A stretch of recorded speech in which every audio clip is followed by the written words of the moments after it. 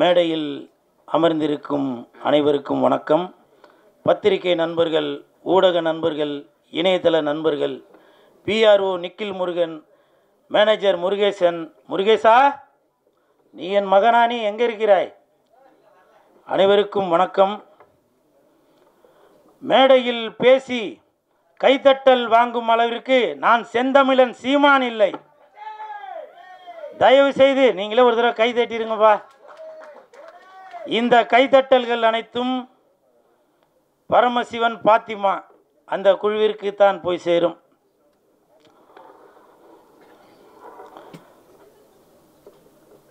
செந்தமிழன் சீமான் sir, அண்ணே வணக்கம். பரமசிவன் கழுத்தில் இருக்கும் பாம்பு கேட்டது, சீமான் சௌக்கியமா?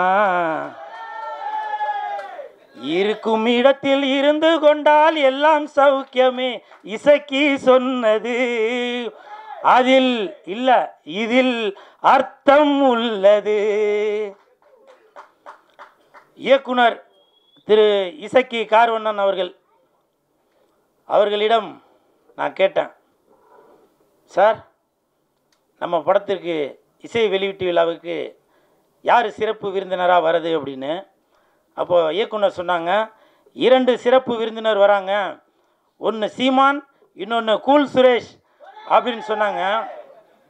அந்த இடத்துல ஒரு திருத்தம். என்ன திருத்தம்னா, சிறப்பு விருந்தினர் என்றால் அது சீமான், சிரிப்பு விருந்தினர் என்றால் அது கூல் சுரேஷ். அதற்கு ஒரு காரணம் இருக்கு. என்ன காரணம்னா, சீமான் என்றால் எழுச்சி, கூல் சுரேஷ் என்றால் குளிர்ச்சி, நாம் தமிழருக்கு உண்டு வளர்ச்சி.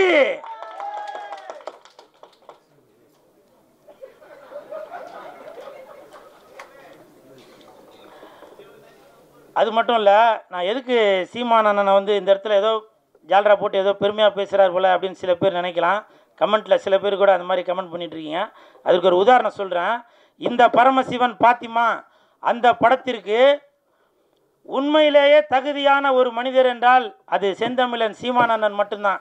தமிழகத்தில் மட்டுமல்ல, இந்தியாவில் மட்டுமல்ல, உலகத்தில் உள்ள யாரை எடுத்துட்டாலுமே சரி, இந்த பரமசிவன் பாத்திமா படத்திற்கு இசை வெளியீட்டு விழாவிற்கு வரக்கூடிய தகுதியான ஒரே மனிதர் அது செந்தமிழன் அண்ணன் சீமான் அவர்கள் தான். காரணம், பாத்திமா பரமசிவன், பரமசிவன் பாத்திமா, பரமசிவன் ஆண், பாத்திமா பெண். தமிழகத்தில் 234 தொகுதிகளிலுமே புரிஞ்சிருக்கும் நினைக்க தட்டுங்க. 234 தொகுதியிலுமே சரிசமமாக ஆண் 117, பெண் 117 கொடுத்தாங்களா? இப்போ சொல்லுங்க, பரமசிவன் பாத்திமா அந்த படத்திற்கு இசை வெளியீட்டு விழாவிற்கு ஒரே தகுதியான மனிதர் என்றால் அது செந்தமிழன் அண்ணன் சீமான் அவர்கள் தான். அதே மாதிரி இந்த படத்தில் இசக்கி கார்வண்ணன் இயக்குனர் அவர்கள் நிறையா டைலாக், அது நம்ம பார்க்கும்போதே நம்மளை அறியாமலே கண்டிப்பாக நீங்கள் படம் பார்க்கும்போது தெரியும் பாருங்கள், அந்த கூஸ் பம்ப்ஸ்ன்னு சொல்லுவாங்களே, அது நடக்கும். காரணம், நானே அதில் சில வசனங்களை பேசியிருக்கேன், அவர் சாருக்கு சொல்லி கொடுத்தது தான். மத பிரச்சனைன்னு சொல்லாதீங்க, 2 மனிதர்களுக்குள்ள பிரச்சனைன்னு சொல்லுங்க அப்படின்னு ஒரு வசனம் வரும். ஜாதி பிரச்சனைன்னு சொல்லாதீங்க, இது ஜனங்களுக்குள்ள பிரச்சனைன்னு சொல்லுங்க அப்படின்னு சொல்லி அந்த படத்தில் வசனங்கள் வரும்.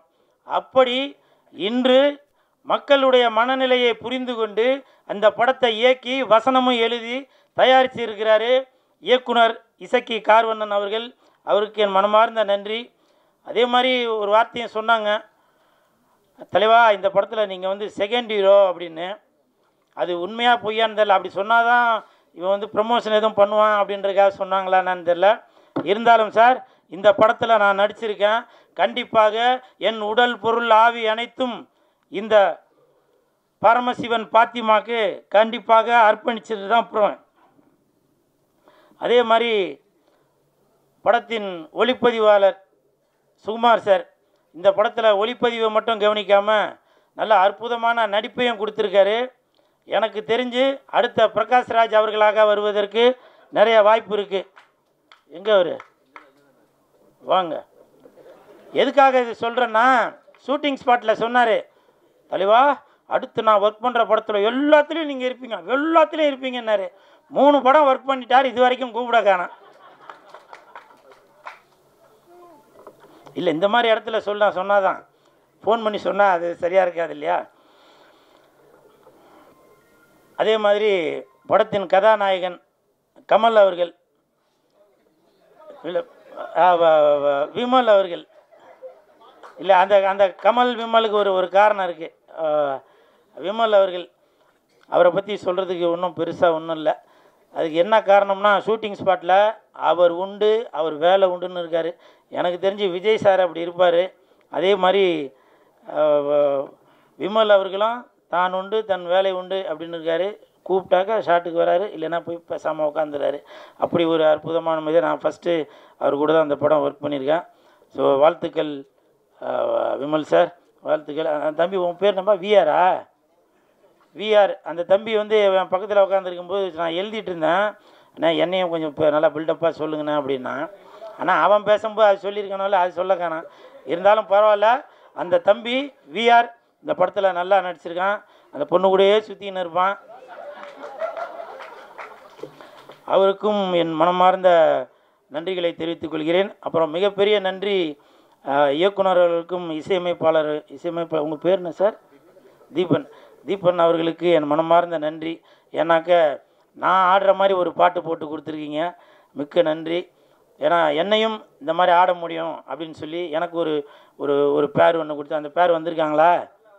அதெல்லாம் வரவேணான்னு இருப்பீங்களா? கூல் சுலேஷ் வளர்ச்சி பிடிக்காதாப்பா? என்ன பாலா? ஆமாம் ஆமாம், சிவசிவாய. அப்புறம் இந்த படம் வந்து ஜூன் 5ஆம் தேதி தான் ரிலீஸ் ஆக போகுது அப்படின்னு சொல்லி இயக்குனர் அவர்கள் என்கிட்ட சொன்னாங்க. உடனே எனக்கு வந்து ரொம்ப கன்ஃபியூஸ் ஆகி போச்சு. ஏன்னா அன்னைக்கு தான் தக் லைஃப் படம் ரிலீஸ் ஆகுது. அப்போ நான் வந்து சார்கிட்ட கேட்டேன், சார் அன்னைக்கு தான் தக் லைஃப் படம் வருது, அப்போ கமலுக்கும் விமலுக்கும் போட்டியா அப்படின்னு கேட்டேன். ஐயோ அப்படிலாம் இல்லை சார் அப்படின்னாரு. அப்போது சிம்புவுக்கும் கூல் சுரேஷுக்கும் போட்டியா அப்படின்னா, ஐயோ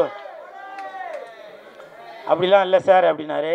நான் வந்து இயக்குனர் அவர்களிடம் ஒரு தாழ்மையான ஒரு வேண்டுகோள் ஒன்று வைத்தேன். என்னன்னாக்க, அன்னைக்கு என் தலைவன் எஸ்டிஆர் அவர்கள் நடித்த படம் வருது, அதனால் நீங்கள் ஒரு நாள் தள்ளி ஜூன் 6ஆம் தேதி வைங்க அப்படின்னு சொன்னேன்.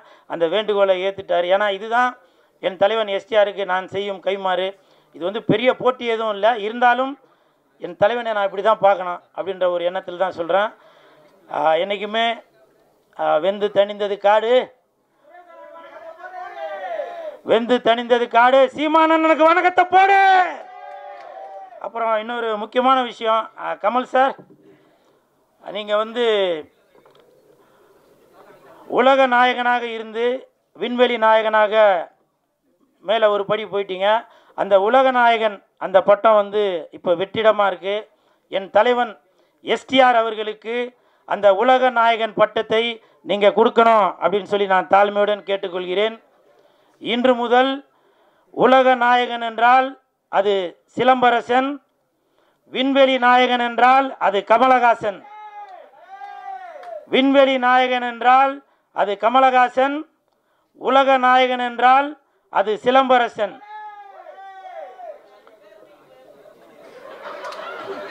என்னவோ சொன்னீங்கப்பா, கேட்கலவா? பரமசிவன் பாத்திமா வருகின்ற ஜூன் 6 கொஞ்சம் பார்த்துமா. நன்றி நன்றி நன்றி நன்றி.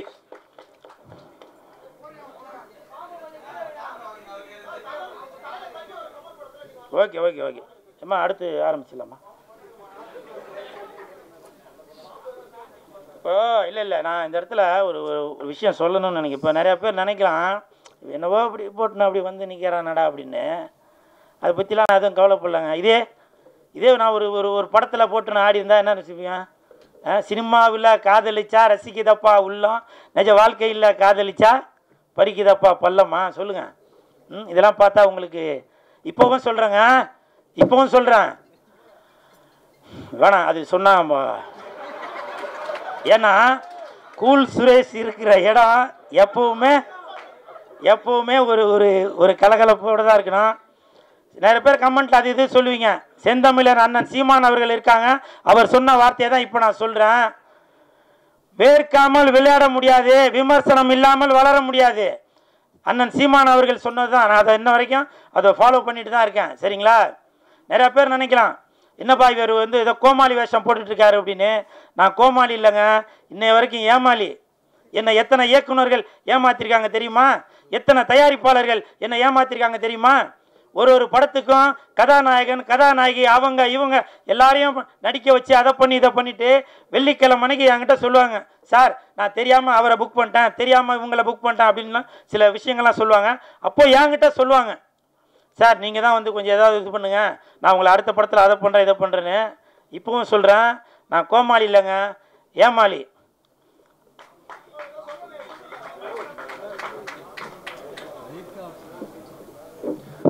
நன்றி.